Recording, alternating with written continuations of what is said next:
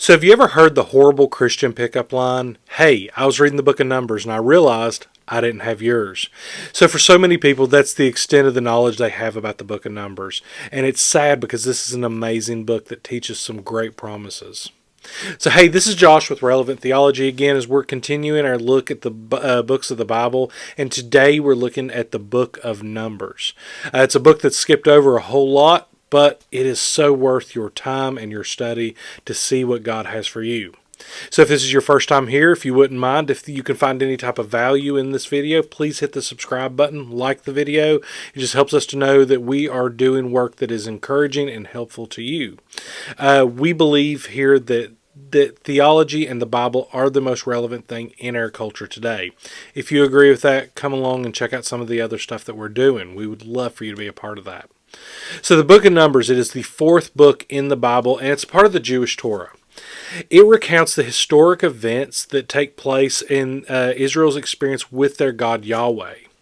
It looks at their time on Mount Sinai all the way to their times in the deserts and the plains of Moab. The purpose of this book, and this is one of the reasons that I love this book so much, the purposes of this book, they're both theological and they're practical both.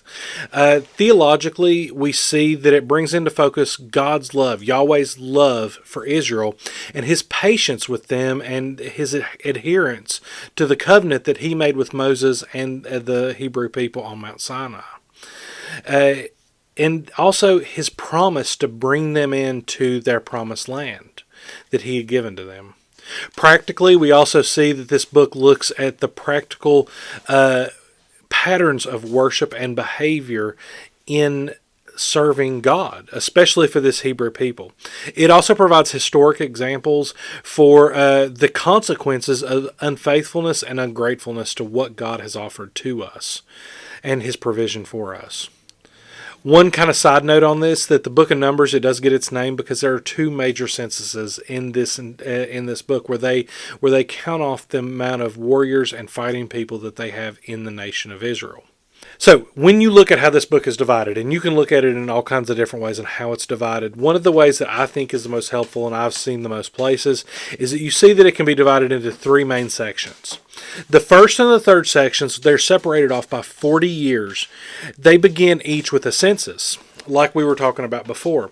So they're started off with this census. The first section is chapters 1 through 10, and that kicks off with the first census, and it involves them departing from Mount Sinai in chapters 10 through 12.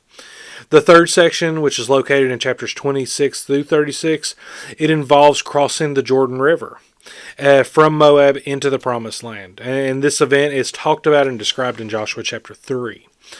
So the intervening section, the middle section of this book, is in chapters 11 through 25, and it's a collection of stories and laws from the 40-year period between these moves.